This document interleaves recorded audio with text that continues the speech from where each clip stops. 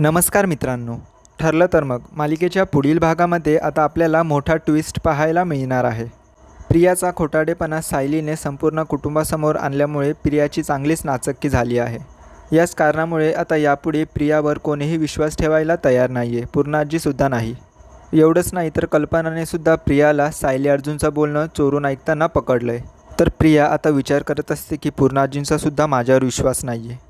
त्याचमुळे मला असं काहीतरी करावं लागेल ना की पूर्णाजींचा माझ्यावर पुन्हा विश्वास बसेल. त्याचमुळे प्रिया आता मोठा खेळ खेळते. अश्विन तर प्रियाच्या प्रेमात वेडाच झालेला आहे. त्यामुळे अश्विनला हाती घेऊन आता प्रिया संपूर्ण कुटुंबाला सांगते की मी प्रेग्नेंट आहे.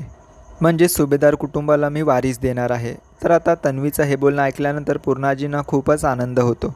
तर आता पुन्हा एकदा घरामध्ये तन्वीची तुलना आता सायलीसोबत होऊ लागते. सायली मोठी असून अजूनपर्यंत या घराला वारस देऊ शकली नाही. याचमुळे आता प्रिया पुन्हा एकदा सुभेदारांच्या घरात मिरवू लागते.